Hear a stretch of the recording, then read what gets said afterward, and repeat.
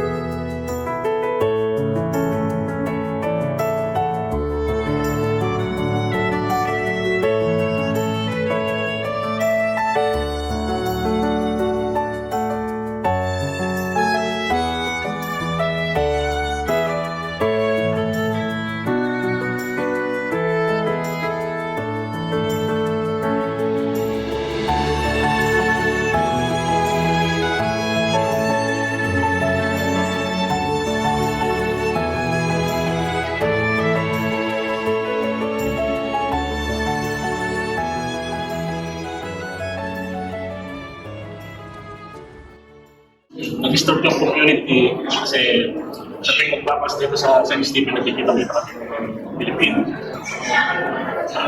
Si paring Arlo, siya ang araw ng chairman ng community natin. Tapos si paring Aguilit ang vice chairman. Naalala ko kami talaga nagkakaroon kami ng paring mabamas ng Pilipino. Nag-alamas. Kami Father Ranger. Kasama lahat yung grupo. Isa si Brother Kevin, nakasama namin. Siya ay nasa warden community si Brother Kevin. Sa recollection ko, yung umpisa namin dito sa Civil Coast House 2009, September, binuo namin ito. Ito ay suggestion na rin ng Paris Peace dati dito sa City. Mga nagsisipin dito sa Paris na ito. Kaya yung Paris Peace noon na si Padre ko, siya ang suggest sa amin na community.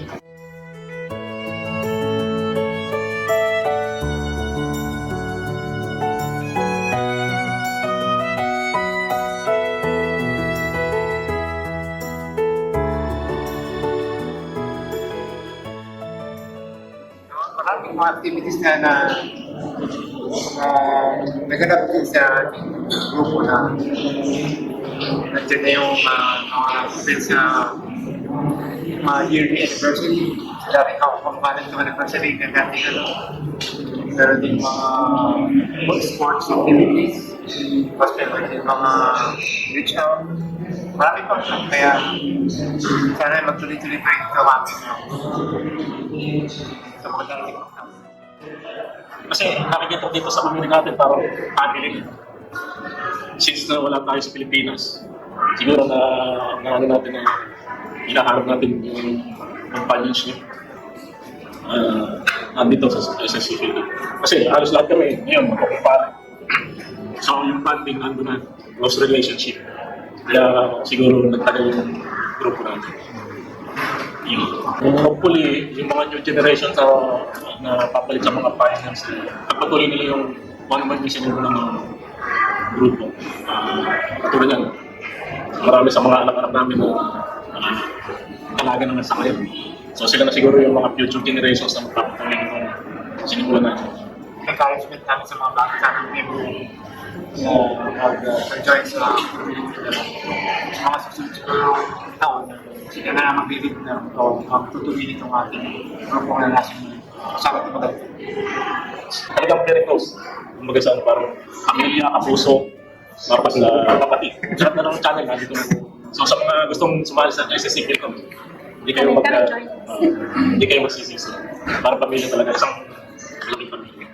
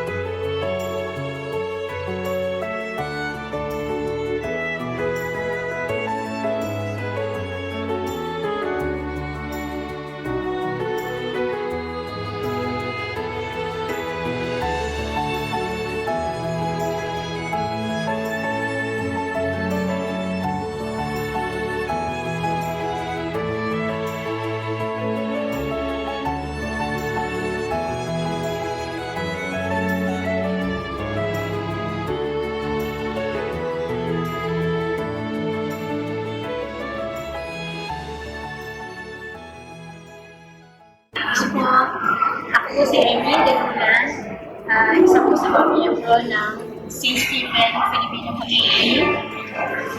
Ako po ay nasa fellowship and 15 years na po kami nagluluto at nagagayak ng mga pagkain para sa ating mga parishioner. Feel namin, masaya kami kasi nakakapagbigay din kami ng joy sa mga parishioner na naghahanap ng parang kabayan dito sa church ng St. Stephen. Dito nila natatagpuan ang hinahanap nilang parang family na namimiss sila sa Pilipinas.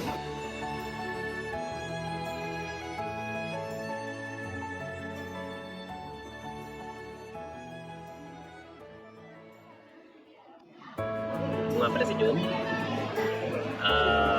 Nag-umpisa ako sa Filipino community na sa choir. And lumipat ako ng ward eh. Kasi hindi naman pang choir talaga ang boses ko. Kaya lumipat na ako ng ward. Anyway, one day talaga dapat ako. Tumulong lang ako sa choir.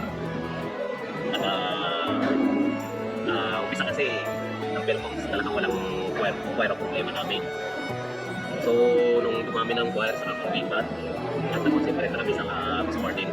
Si Flor, yung kay Flor kung tawagin nila. Nagsimula ako sa Philippines noong 2014. Muna akong sumalpak dito, warden ako. Ako, nagsimula ka agad. So, mula noon hanggang ngayon, ito pa rin ang inyong lingkod. Masaya yung pagsiserve namin dito. Ito yung namin yung Filipino community. Doon namin nararamdaman kahit malayo tayo sa amin sa Pilipinas at sa buhay. Pag nandito ka sa Filipino community, doon mo nararamdaman ang pamilya na kalingang Pilipino. Community ka na nasasandalan. At lalo na yung mapasukan kong komunidad, ito nga yung St. Stephen Filipino Community, napaka-heartwarming, welcoming, saka pamilya yung treatment ng isa't isa. So, mas may kaagapay ka, may katuwang ka sa paglalakbay mo sa iyong faith journey mo. Parang nakikita mo kasi sa mga kasamahan mo kung yung iba may doon na tayo sa mga challenges, kanya-kanya tayong pag-uugali, may kanya-kanya tayong pinagdadaanan, kanya-kanya tayong hagdanan. So, ano siya, importante, nandyan ang pamilya mo. May nakita namin na natuklasan ng pamilya na may pamilya pala, maliban sa pamilya mo sa tubo. At least may pamilya ka dito na itinuring na tinatanggap ka na ikaw.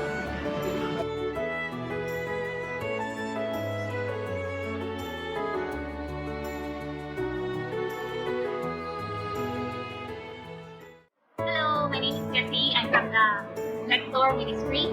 I joined 2014, so around 10 years. Kung akin, Lector and Commentator, yes, I joined since 2011. Joined kami sa SSC Philippines. Usually, hindi ako sa Lector. Pero that time kasi, I think that was 2012. Si Ate Josie lang yung Lector that time. So sinabihan ako ni Mama Jane na pwede ako pumasa. So yun, sinubukan ko. And I remember that was, I think, March of 2012 yung akong pasa class Lector. Ako naman, kasama ko pa yung mga friends ko dito.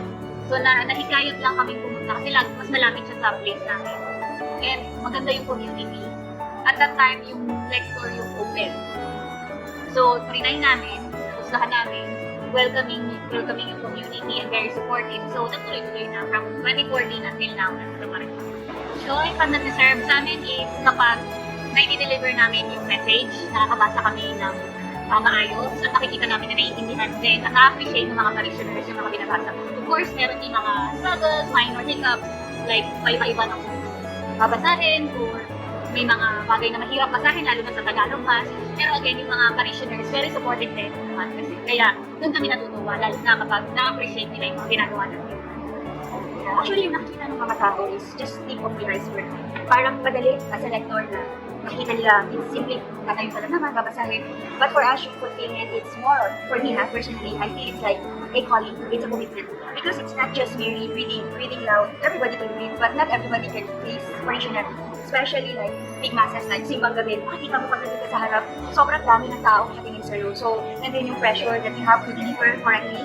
So, yun, yung importante yun. And another thing is that, realize namin how important yung role namin sa community and sa mass itself. Kasi hindi lang siya basta magbabasa, hindi lang siya basta mag-deliver. Kailangan mo, you're reading the Word of God.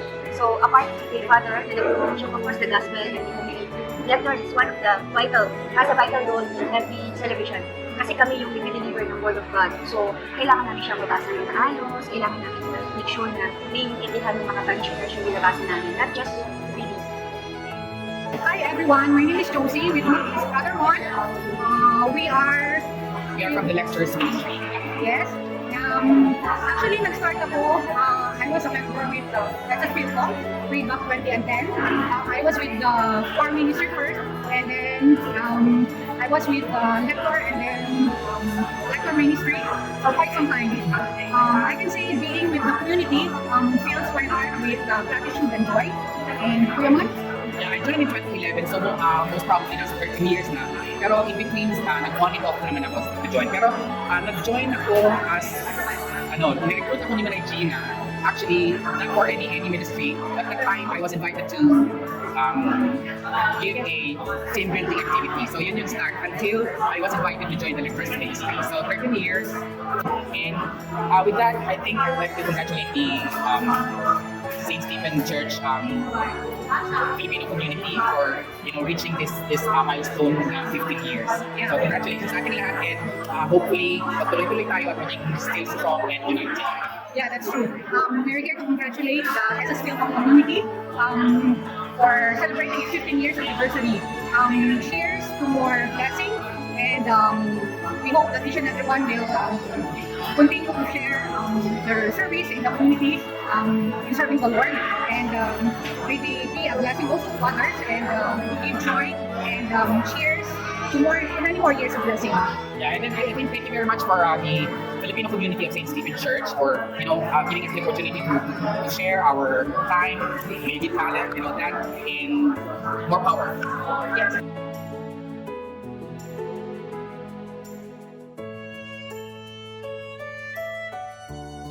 Hi, I'm Bobo Bardos from Core Ministry, Coronetiban. Nag-start po ako dito sa Coronetiban since September 2009. Nung unang nagturo sa amin dito ay si Marlon. Yung turo niya sa amin dito dati ay yung sila. Tapos parang sumali lang ako dito dahil walang ibang choir. Parang nag-aantay lang kami ng mga sasali ng mga gagaling. Pero nag-enjoy naman ako sa pagsali. So, naging continue yung pagsali ko. Tapos sumunod si Kuya Rolly nagturo pagkatapos kay Marlon. Tapos, ito si Kuya Rolly, siya yung ng pangalan na Coronetiban dito sa choir namin. Si Kuya Rolly, once na nagkakamali ka, alam niya na nagkakamali ka, tsaka alam ni Kuya Rolly na nag-i-lip-sync ka. Ganun ang style ni Kuya Rolly. Kaya marami ako may natutunan din ako kay Kuya Rolly. Pangatlo naming maestro, si Sir John Umali, na nasa heaven na po siya ngayon. At Sir John, siguro narinig ko ako. Dahil malaki ang experience ko din kay Sir John. Nung the time na si Sir John magturo sa amin, lahat gusto niya yung makukuha mo siya at paulit-ulit na hanggang sa makuha mo yung kanta at saka yung boses, kagaya ko, soprano ako, kailangan makuha mo yung isang beses ko si Sir John, pinaisa-isa niya kami kumanta. Na-experience ko doon si Sir John na halos iiyak talaga ako kasi pinilit niya ako noon eh. Pinilit niya talaga ako, parang gusto ko nang mag-give up dahil ilang beses niya parang napapaiyan ako sa mga kasama namin. Pero tinatry ko pa rin kung paano. Na-try ko naman.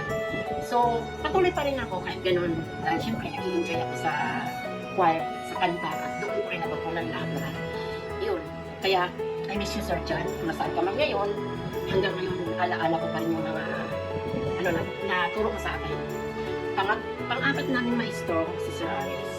Si Sir Aris naman, ang tono ni si Sir Aris, lang siya, full lang siya sa pagtuturo sa kanila. Noong sa choir, ang natitira na lang dito sa Coronitiban, ako, si Ate Elsie, si Alan, si Joseph, at si Kat Bunso, at si Patin.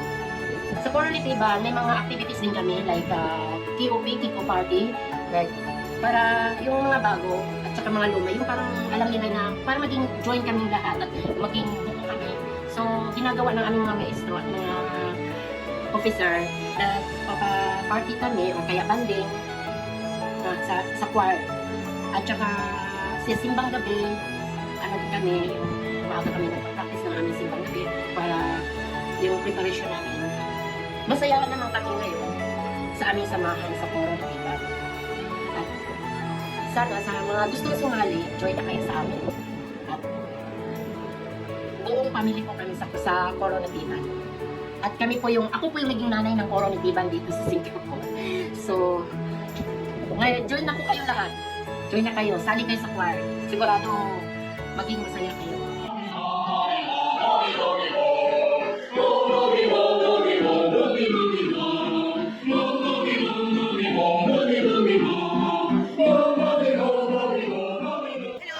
I'm Kat. Member ako ng SSC Philcoms. Start ako sa kanila way back 2012, I think. Hindi ako sure. 2012, yeah. And then, yun. Nagsimula ako actually sa choir muna. And then, mas naging active tayo sa mismo community. So, naging secretary din yata ako. At saka naging VP. 2020. Tsaka 2019. Hi! Sa mga newbies, I'm Arlene. Arlene Bautista. Kaya tumawid na. I served as a civil comms, particularly sa choir, for 11 years. And I am grateful that I've been part of the community kasi it's also a family for me, second home.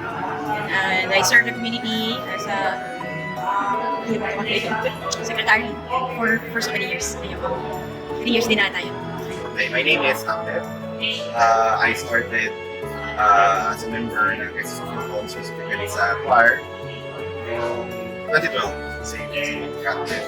And isa ako sa mga nag-start as a musician.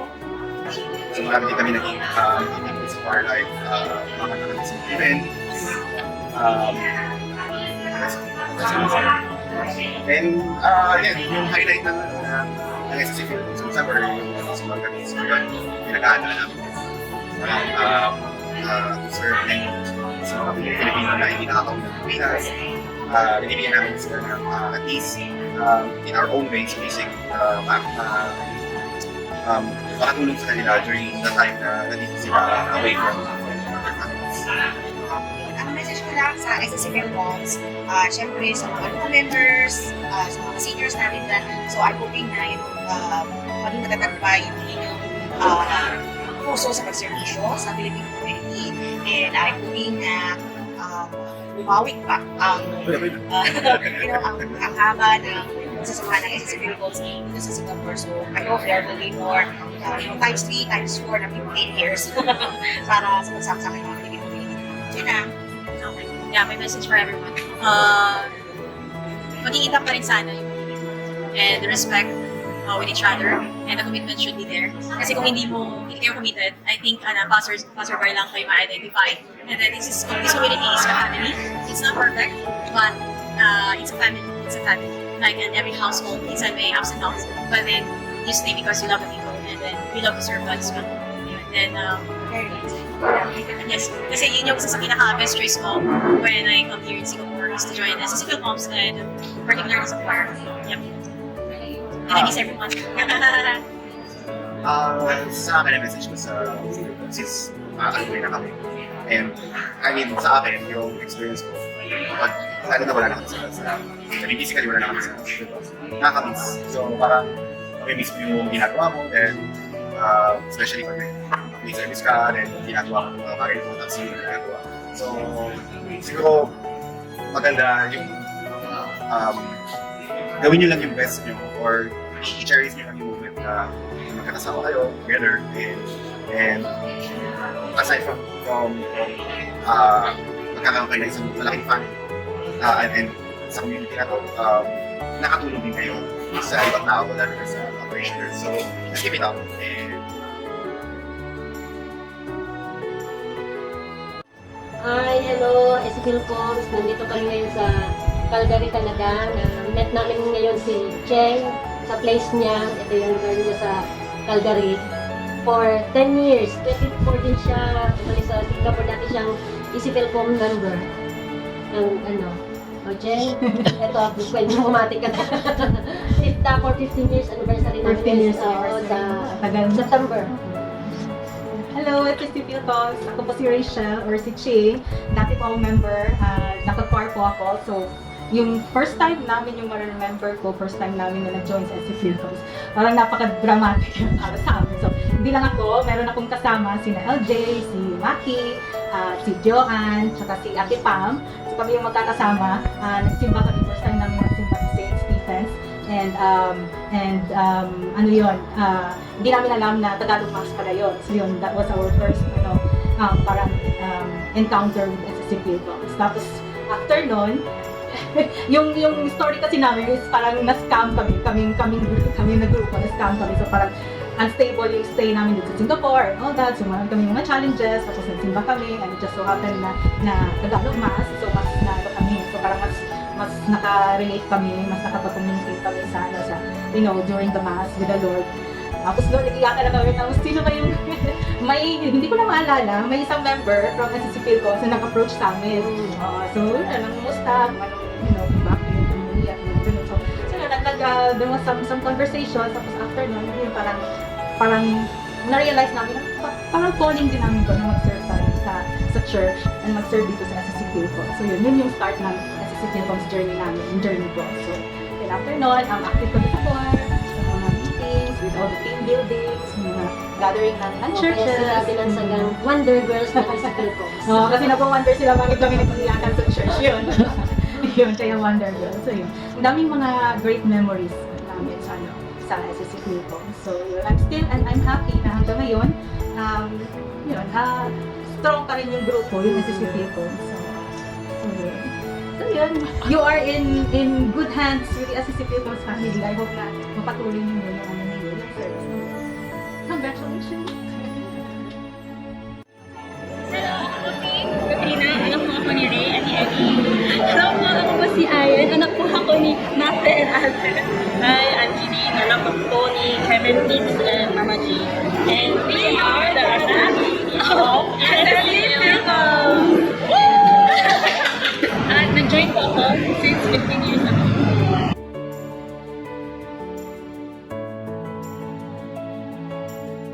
Nag-join po ako na 2011, 3 years old po ako. I joined same as Kat, 15 years ago. Ever since po nasa choir ministry po, dahil po sa aking parents, kinakayat po ako sa mag-join dahil wala pong choir members na po namin. Ako naman po, nag-join din po ako ng choir kasi nandun po si Ate Catherine. Tapos sumama na lang po ako. Mga 12 years old. I joined UV ministry and I think they needed people at the time, so I joined. So sir, there is always joy in serving. Wow! So, pag nakakakita ako sa audience na minsan umiiyak, syempre, may iyak ka din. Pero to know that we've touched someone's heart ko, sobrang rewarding ko. I think, lagi naman po akong happy na kumanta. So, I think whenever nagkukumanta po kami, like as she said, fulfill din po yun na kumanta sa lahat.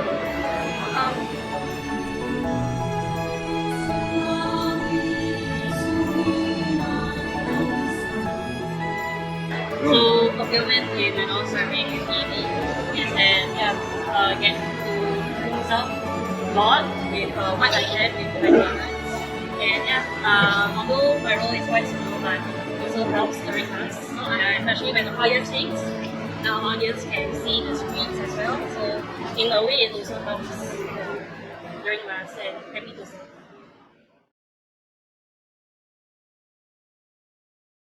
Good day to everyone. Today, SSC PIDCOM achieved another milestone in celebrating our 15 years of volunteerism in building a united community through faith, family, and service. On this occasion, I would like to greet everyone a happy anniversary and wish existing members and future members to uphold, fulfill, and maintain the culture and respect that we have established since the creation of our community in September 2009. God bless and protect us. Guide and help us in our endeavor. Maraming salamat po.